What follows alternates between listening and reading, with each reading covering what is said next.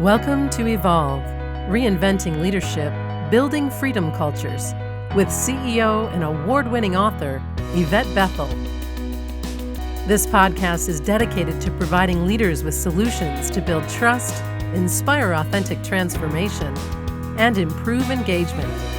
Learn about new and tested ways you can revitalize your culture, empower people, and transform your results. This is Yvette Bethel, and I am excited to welcome you to Evolve, Reinventing Leadership, Building Freedom Cultures. Evolve challenges traditional leadership paradigms and explores modern leadership models, providing ideas you can use to transform your culture. We focus on leadership through the lens of interconnectivity, flow, and balance, exploring ideas that translate into practical applications for contemporary organizational challenges. Our topic for this episode of Evolve is leading from the jump seat. And to explore this with us, consultant, executive coach, speaker, author, and pilot, Peter Docker. Peter worked with Simon Sinek for over 7 years and was one of the founding igniters on Simon's team. He took his years of practical experience to co-author Find Your Why with Simon and David Mead. His latest book, Leading from the Jumpseat, How to Create Extraordinary Opportunities by Handing Over Control, was just published in October 2021. Peter's commercial and industry experience has been at the most senior levels. His clients include Google, Four Seasons Hotel, Accenture, American Express, NBC Universal, and over 100 more.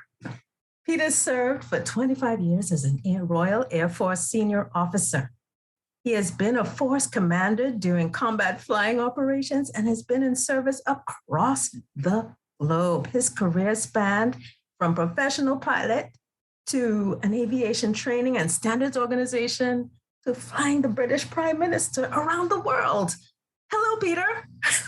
Hi, Yvette. What a wonderful introduction. I love it. You gave it to me. Oh, it's so good to have you join us, Peter. Oh, it's a delight to be here. Thank you, Yvette, for having me on your show.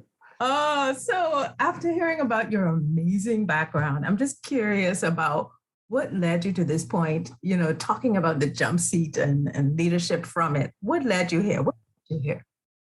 Good heavens. Well, over the past couple of years, I've had the opportunity, like perhaps many of us, with what's going on in the world, just to sit back and reflect a little bit. And, well, all those things you mentioned, Yvette, in your wonderful introduction, it represents how fortunate I've been in my life. I've had so many different experiences. I've traveled to 93 countries, worked with people in every industry you can imagine. And, that's been a great joy. And along the way, I've discovered that what brings us together is so much more as the human race than what keeps us apart, what separates us. And that gives me great hope for the future. So how I got here was that I wanted to bring together all the things that I've learned from the experiences that I've had, the people I've met, the great leadership I've seen, the not so good leadership too, and put it into a book so others can benefit from it. And, my book, the latest one, Leading from the Jumpseat, is a how-to book. It's all about how to create extraordinary opportunities by handing over control, which is kind of counterintuitive as a leader, I guess, but it's the main theme of the book and brings together everything really that I've learned. Well, why leadership? What inspires you about it? What got you on this path to talk about it? Well, when I look back at all the things that I've done in my life, the time when, well, literally actually brings a tear to my eye is when I see people being extraordinary. And extraordinary, one person's extraordinary is not another's, When I say about people being extraordinary, I mean being extraordinary in their terms, in their context. and climbing their own mountains and accomplishing way more than they thought they might be able to, and bringing who they truly are to the world, you know. At a at a one level, you know, just watching, say, the Olympics. I love sport. I participate, but I'm not a sport nerd, should we say, you know, but I like watching big events like the Olympics. But I'm hopeless, Yvette. You know, when I see people crossing the finish line or achieving a personal best or whatever it is, I get choked up, you know. I can't speak. So, you know, at the roots of everything that I do that really brings me joy is creating the opportunity to lift others up so they can reach their potential and really thrive. And that for me goes to the root of leadership. You know, Yeah. jump seat leadership, it's not about retaining or growing your own power. It's about empowering others. It's about creating that space where others can step into that space and we can lift them up, you know, and they can fly. So that's what leadership means to me. And some of my greatest recollections of my life are seeing people that I've worked with over the years really excel and thrive. That's what puts a smile on my face. So that's leadership. Yeah. Wow. It seems so authentic. So many people say that. And, you know, when people start to excel, they start to feel threatened. So it's powerful that, you know, you actually seem to feel that. Oh, totally. The jump seat, you know, I've been a passenger on an airplane. Yeah. People have, and we all hear about this jump seat. And, you know, we don't know much about it other than, you know, crew members can sit there, but help us Yeah. establish, like, what is this jump seat, and why is it central to your theme for your book? Sure. So the idea of the phrase leading from the jump seat, the catalyst for that actually occurred way back in about 2002 when I was a senior pilot. I was in charge of a lot of people, and part of my job was to certify new pilots. And on this particular occasion, I was certifying a new captain. He'd been a first officer, a co-pilot for many years, and he went through the transition to become a captain. And you do about 6 months of training, and then the final part of that certification is where the candidate would fly with someone like me from A to B to C to D, and I give them the final check. And so it was with this fellow called Callum, great young pilot. And we flew from London to Washington, Dulles, and then on to San Francisco, which is a very busy airport. And Callum did a fantastic job. We taxied in, he shut down, and it was with great joy I could turn to him and say, Callum, fantastic job. I'm signing you up now. You're a fully certified captain to fly this passenger jet with 140 people anywhere in the world. That's what it meant to certify him. We're going to stop here the night, but then in the morning, I'm going to be down the back with the rest of the passengers. You'll have a regular crew up front and you can fly us back to Washington and then on to London. And so that was the plan. And in the morning, Callum came to me and he said, excuse me, sir. And he called me sir because we're in the military and I was his senior boss. He said, it's very busy here at San Francisco during rush hour. He said, can you come and sit on the jump seat just to act as an extra pair of eyes as we taxi out and make sure that we go the right way, etc. And I said, yes, of course, Captain, I'll be delighted. And at the time, I thought that's a very courageous move from Callum because he just got me off his back after months of training and checking, you know, but to invite me back onto the flight deck in service of the safety of the airplane, you know, that took courage. And where he wanted me to sit was on this jump seat, which, as you rightly point out, is on the flight deck on many large passenger jets. And it's immediately behind the two pilots. You've got the captain, the co-pilot, and then the jump seat is immediately behind. If you're sat there, you can reach the pilots, you know, you're that close. And it's usually empty, but a crew member can hitch a lift. And that's where I sat as we taxied out. And Callum didn't have any problem at all. You know, he was hugely competent. We lined up on the runway. It was our turn to take off. And we thundered down that runway and we got airborne. But then around about 300 or 400 feet, very close to the ground, we effectively had an emergency. And that emergency, we hit severe turbulence. Now, anyone who's flown has probably experienced turbulence, and up at 35,000 feet, it's uncomfortable. A few drinks get spilled, but it's okay, But down so close to the ground, 300 or 400 feet above the ground, this was a real threat. And Callum was wrestling with the controls to stop us hitting the ground, And in that moment, what I decided to do in the next 2 seconds would fundamentally affect whether we will survive that or not, And perhaps some people, in my position as the most experienced pilot on the aircraft, you might have been tempted to reach forward and take over control, or shout encouragement or whatever. Actually, I did none of that. I sat there quite calmly with my hands in my lap and just allowed Callum to get on with it. Because what he needed at that moment was not for me to be a leader. He needed me to be a great follower.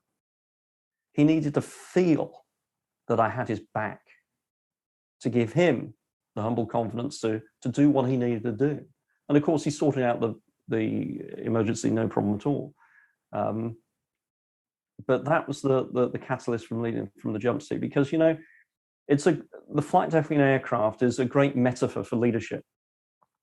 I've seen some great leadership and very poor leadership on a flight deck of an airplane, but in life, Yvette, we all eventually hand over control. We all do. If you're the CEO of the biggest company, you eventually retire, take a step back. If you're leading a team, you'll probably move on at some stage. Or heck, even as a parent, your children grow up, leave home and start leading their own lives. So handing over control is inevitable. Leading from the jump seat is all about how do we lead with that intention of handing over control? Because when we have that as our guiding context, it shifts how we relate to our people, because it has us focus on lifting them up, equipping them. So then when the time is right, they can carry forward those things that are really important to us. On the flight deck of that aeroplane all those years ago, what was really important to all of us was surviving the situation. Mm-hmm. But, taking it to the other extreme of the example, what's important to us as parents, perhaps, is that our children carry forward what we might call values, or those things that are really important to us as a family, onto the next generation, And so that's what leading from the jump seat is all about. It's about handing over control. And when we do that, remarkable things actually happen too, which I can talk about. But I've been talking for a long time, Yvette, so I'm going to pause there and let you ask another question. I should have said, you should have said spoiler alert, because I know that's the first story, the cliffhanger. Oh yeah, in the book. True. But yeah, I think I need to share it, because otherwise your listeners will be thinking, what the heck is this jump? But what you're talking about and handing over control. Control is I think one of the bases of power, and it's not always so easy because it entangles ego and a whole lot of insecurity and things. And how, in your experience, how easy is it to actually do what you're talking about? Because you say it with such ease and grace, but a lot of people even intertwine their identities with the power and the role or whatever. So how do you do that? Well, it's not easy. However, there are things which can help us. So, like everything to do with leadership, it really starts with the person in the mirror, And what I believe really helps us is getting clear, first of all, on what's really important to us as an individual. I think, for example, most of us can probably agree that family is important. A couple of years ago, my wife gave me a phone call, and she'd just been involved in a car accident. And I was on a business call, a bit like this, and immediately I dropped everything and went to help. And everybody understood that, because it's a near universal value, or something that's really important to most of us, family. But here's the thing, it unlocked the enormous amount of energy inside of me. There was nothing that would have stopped me from going to help my wife, who thankfully was fine, but I didn't know that when I left the house. But I stepped into the unknown with the energy to take on any challenge that may have faced me. And it made me think, if we can put into words the other things that light that fire inside of us, which are really so deeply ingrained in us, the non-negotiables, that energy provides a reserve that we can draw on when we're figuring out to lead or we're finding ourselves in tough circumstances.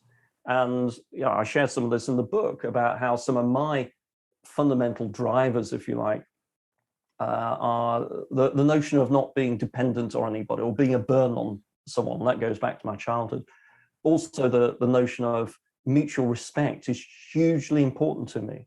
If I see people not being respected, regardless of race, culture, beliefs, whatever, then that really grates with me and causes me to step into that unknown and take on the challenge. And when we can identify those things, it gives us a foundation, a handrail, if you like, mixed in those metaphors, where when we're in that situation of leadership where we think, I need to hand over control, it gives us the courage to do that. Because when we're operating in the unknown, we don't have a map. We haven't got a guidebook to tell us what to do. But what we do have are those deeply rooted beliefs, which I call stands, things that were really important to us, things that we stand for in life, not positions against, that releases a whole different energy.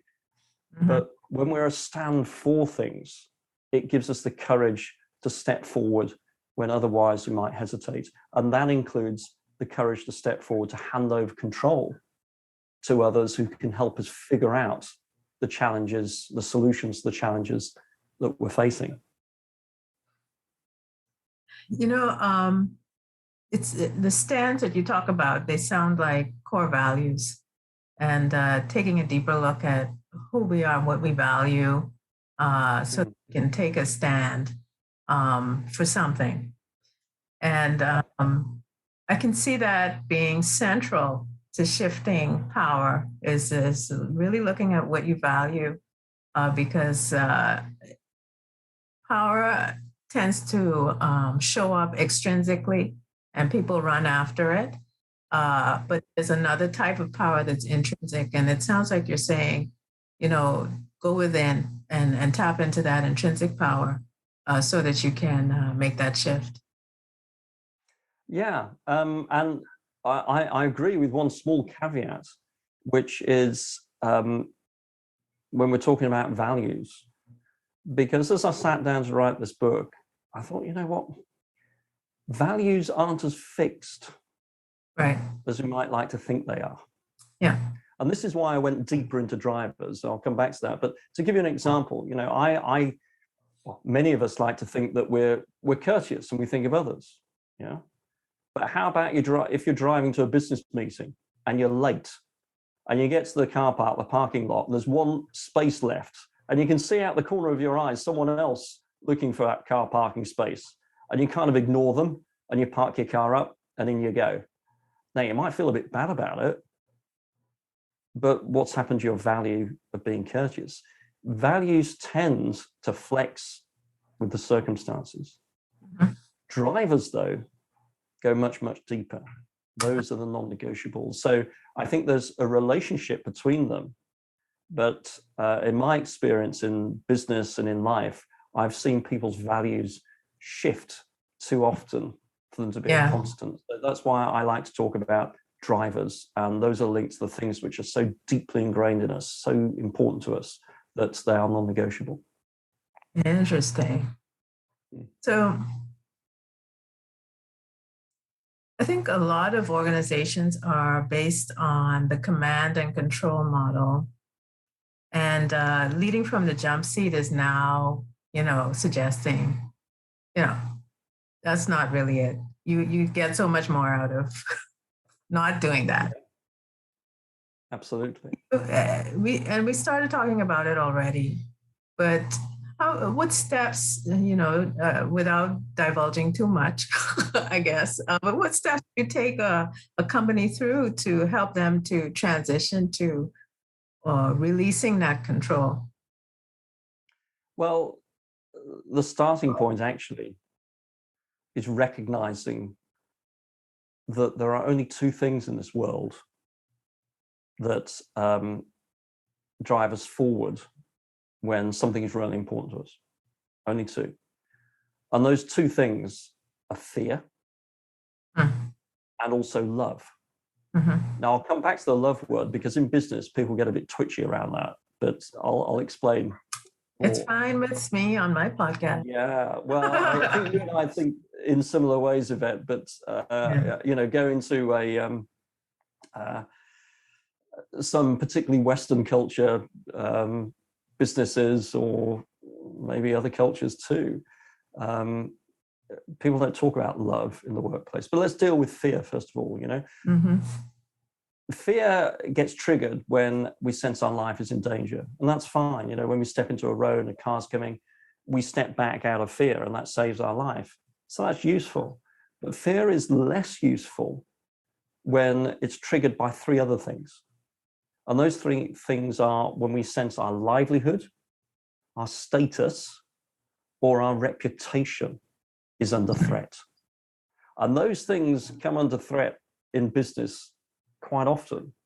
And that's when it triggers fear. And the way fear shows up then, well, it can show up in a number of ways. It can show up in terms of anger or even timidity at the other end of the scale.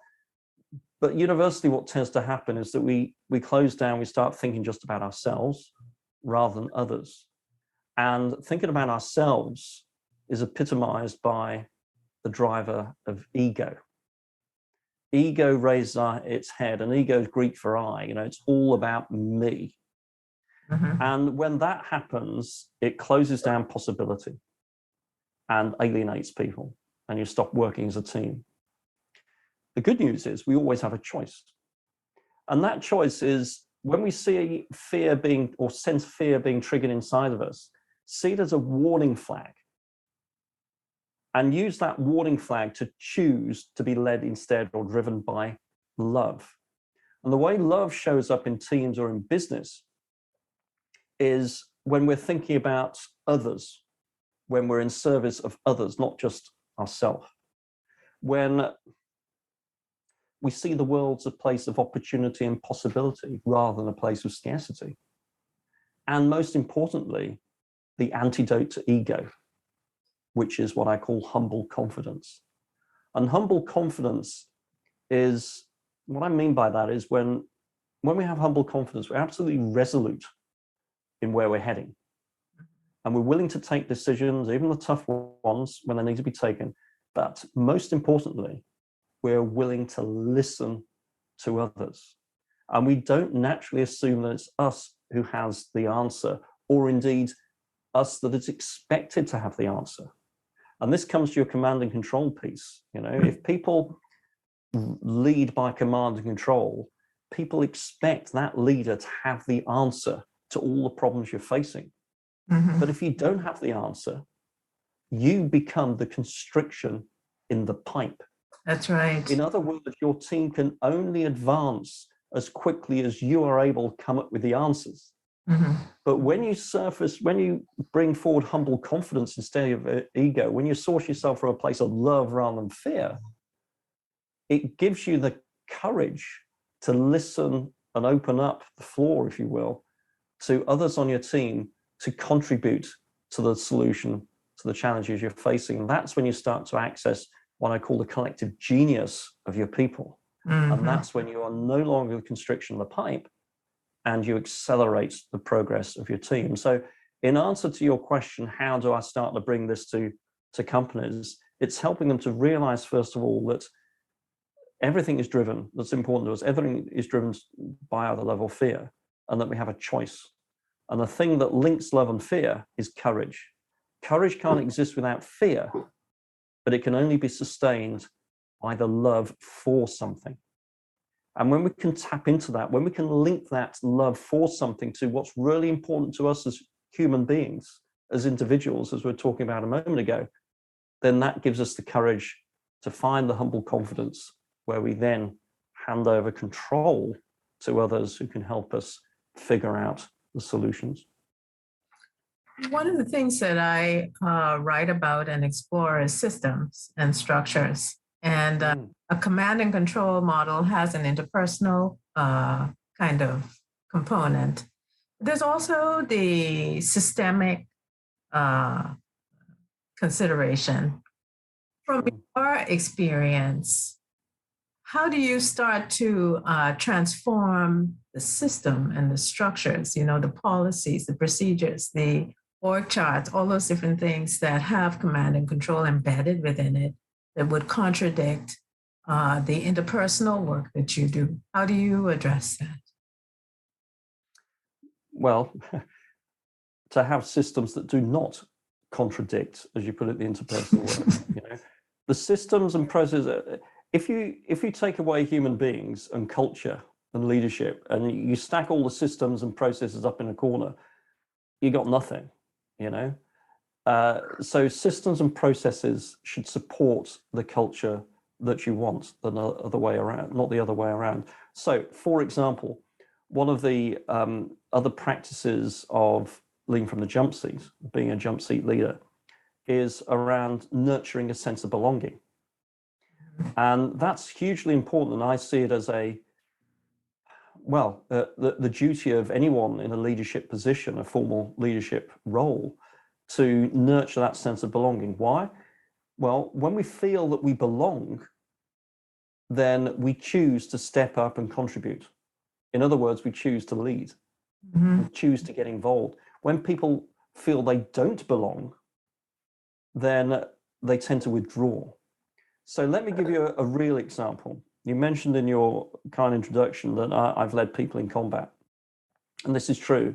During the 2003 Iraq War, I had 200 people in my command over in the Saudi desert, and we flew large unarmed aircraft, undefended. They were air refueling aircraft. What we did was give fuel or gas to fighter jets in the air.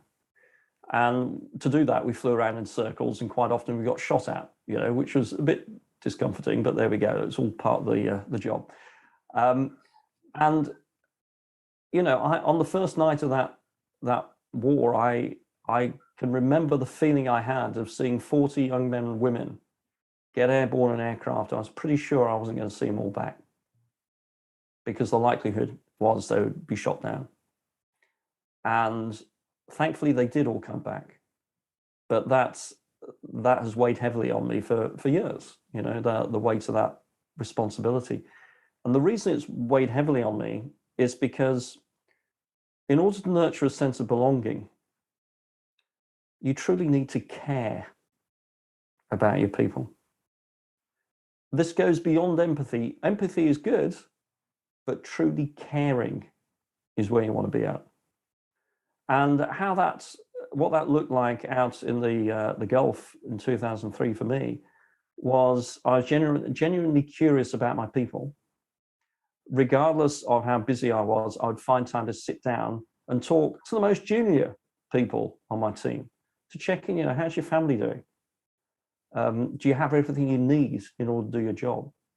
And I was doing it not because I felt, that's the sort of thing that's expected. I did it because I was genuinely curious and wanted to help. Now, coming back to your systems and processes, here's one that kicked in that reinforced the sense of belonging that we nurture in the military. During that time, several months out in the Gulf, I had no less than 3 of my people who received the news that one of their grandparents was, close to passing away. We moved heaven and earth to get that person back to the UK so as they could be with their family. Regardless of the implications, we moved heaven and earth. We'd fly a jet out specifically to fly them back home because there wasn't any commercial air traffic aircraft. We would do everything to get them back in time. It was second nature to us. It's just one of those things that we did. Now, the systems and processes were there in order to support that. We had I forget the formal name of it now, but we had a department back in the UK specifically set up to help people in these sorts of circumstances, and they would figure out the quickest way to get them home, make sure they had their appropriate priority met at the airport, driven to where they needed to be, et cetera, et cetera. So this is an example of where your systems and processes support the culture that you want to have. But it's got to start with leadership. Leadership, difference for me between leadership and management. Management is about handling complexity, but leadership is about creating simplicity. And part of creating that simplicity is getting very clear on what it is you believe that's really important to you, the non-negotiables, because that then forms part of your character. And if you're part of a team that believes that too, then that creates a great environment, a great culture. Then you have your systems and processes that support that.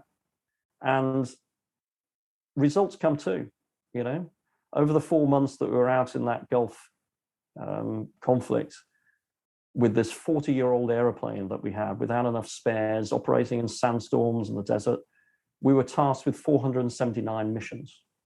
We flew 479 missions. Incredible. Most importantly, everybody I took out, I brought home safe. So, there's the results for you. They come with the culture that you create.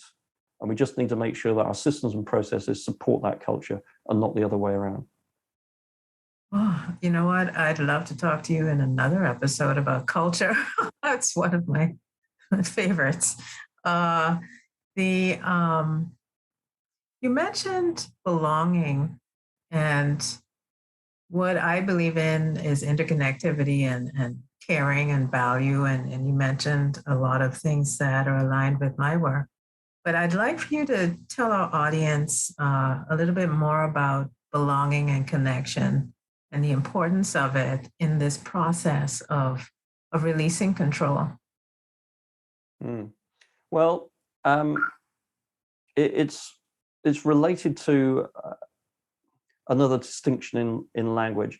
Distinction in language is just, putting meaning to words. And when we have distinctions that we all understand, it helps us to have conversations that we wouldn't otherwise have, and we get different results.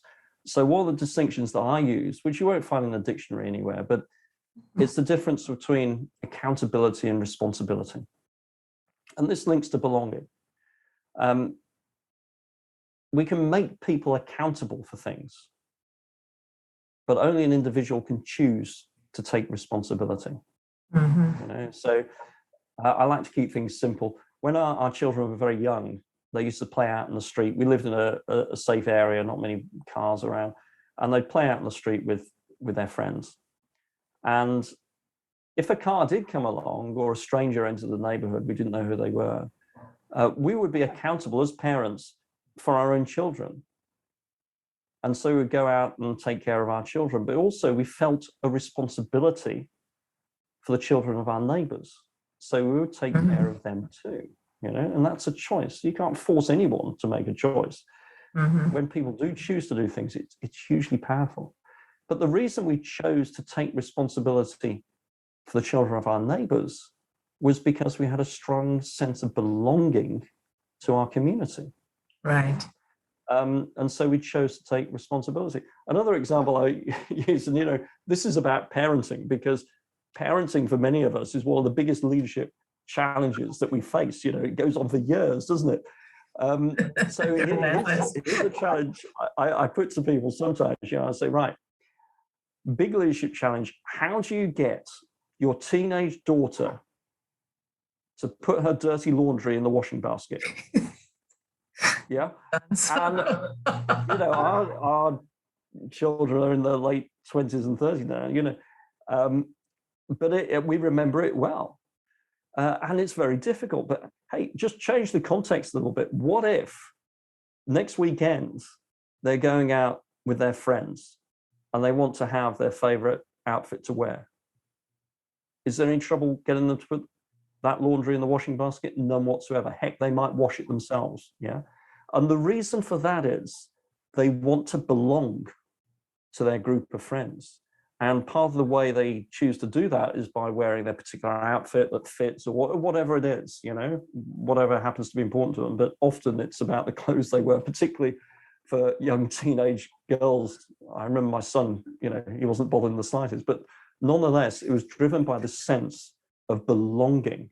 Okay, so this is why it's important to nurture a sense of belonging, because when we do, whether we're talking about our family or talking about our team, people then choose to step up and take responsibility.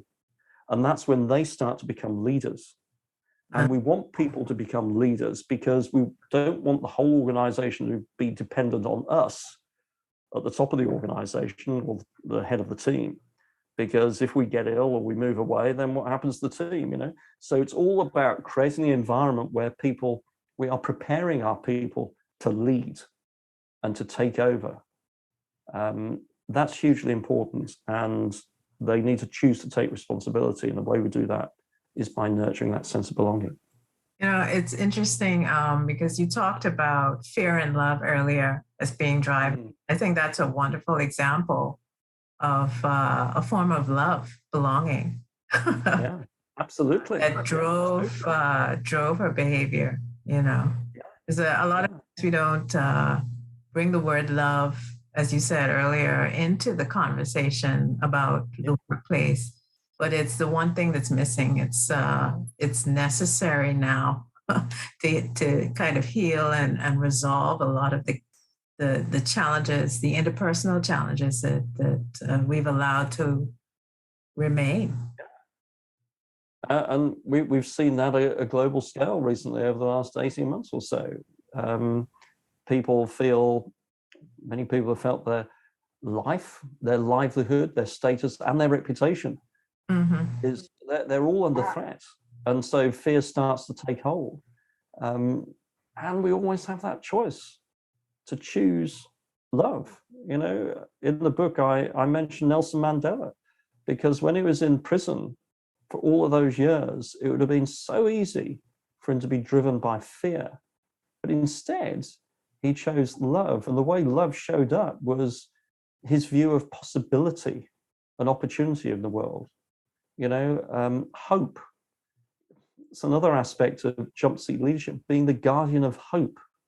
And hope comes from a place of love. Hope for me trumps optimism. Optimism is good, but often it's attached to a date or an event. It will be better by Christmas, or it'll be better by New Year's, or whatever it is. And that time comes and goes. And if it's not, then we feel devastated. But hope is an enduring belief in an after. And I was inspired actually some years ago. I had the opportunity to chat to a Canadian astronaut, a guy called Chris Hadfield. And I said to him, he spent 6 months on the International Space Station. I said, Chris, when you're up there looking down at the world and all the challenges and problems that we have, what does it make you think of? And without skipping a beat, he said, hope. I said, tell me more. He said, well, over the centuries, humankind has figured it out. Often it's not been pretty, but we figured it out eventually. And that's why I believe that anyone in a leadership role, in whatever circumstances we find ourselves in, we need to nurture not only belonging, but as part of that, we need to be the guardian of hope, a belief in the after, because that creates a space, again, into which others can step to be inspired to help figure out what we need to do, And that comes from love, not fear. Your example about the jump seat with Callum also spoke to trust. Yeah. Trust. Well, I think trust comes from the love side of things as well, doesn't it, Yvette? Absolutely. And trust. Well, it's an amazing thing. I was about to say that trust doesn't come instantly, but actually it can. I don't need to worry you, but the next time you get on a commercial flight, the chances are that crew has only met for the first time as a crew about an hour and a half before the flight. I'm aware. And yet, as we saw with what was called the Miracle on the Hudson, the Captain Sully, where that airliner crashed into the Hudson River just moments after takeoff, something like 30 odd seconds after takeoff. The Captain Sully and his co-pilot, I can't remember whether they'd known each other that long, but how long they'd known each other, but not very long at all. And certainly the crew down the back, it was the first time collectively they were working as a crew, and yet they performed flawlessly. How do you do that? Culture, eh? Yeah, and trust comes into it. Mm-hmm. But in those situations, trust is a product of the training that those people have had, Mm-hmm. and the belief in one another, Mm-hmm. and also a willingness to hand over control. As you'll read in the book, if you haven't got there already, I was 25 years old, a first officer on a passenger jet of 140 people, flying into Nairobi in Kenya. And we were faced with crash landing the aeroplane. And we'd gone through trying to solve the problem. The wheels under the left wing wouldn't come down. So we were faced with having to crash land the aircraft, which is, potentially very messy. It's not a good thing to do. And you can read all about it in the book. But the captain turned to me and said, "I want you, Peter, to do the crash landing." Now, for lots of reasons, that was not abdicating his responsibility. It was the most powerful example of humble confidence that I've seen, that I've been a part of, where, his life, his livelihood, status, and reputation are all on the line. And he could have chosen ego to be led by fear. He could have chosen, right, I'm going to do this crash landing. But actually, he was in service of others. And for a whole number of reasons, I was the better person to do it. So he asked me to do the crash landing. And that there was a large element of trust there, because the training I'd had, the role that I had at the time, the wider role. So trust came into it, and coupled with humble confidence, those two things are hugely energizing for any team, and the performance, the results that you get. Oh, I could just talk about this forever. I think I'll end here with a final question. Sure. Based on your myriad experiences, what's the best advice that you can provide our listeners when it comes to leading from the jump seat? What's one thing they should remember? Be yourself.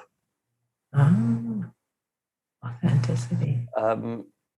It was advice given to me many, many years ago when I was training as an officer in the Air Force. But at the time, I didn't fully recognize how profound that advice was. It was only later in my career when I was taking over a squadron, which is the main fighting unit of the Air Force. And it's a huge privilege to lead a squadron. It was only then that it became apparent to me how important be yourself is. And that links, Yvette, to everything we've been talking about. Being yourself, you need to have a foundation of understanding what's truly important to you, what really matters to you, because that gives you the courage to follow your instincts and what you believe, and be clear on the stands that you have in life. Yeah. And also it links to, well, what some people might call authenticity, but I prefer to talk about integrity.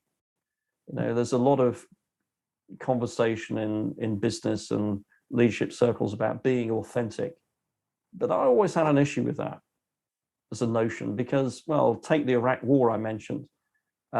If I'd been authentic, I would have shared with my people the doubts and fears that I had, but that would not have been in service of them, because they needed to be able to look to me for guidance and hope and direction, So instead of authenticity, I prefer to talk about integrity. And integrity is about having a filter between what you actually feel inside and being in service of your people when you are leading a team. And so the integrity side of it was recognizing what people needed from me and ensuring that, yes, I was myself, but I had that filter there to ensure I stayed in service of my people. So be yourself and choose to work towards integrity rather than authenticity. And don't be too hard on yourself. We don't get it right all the time, whatever right looks like. It's the trends and the intention that's really important.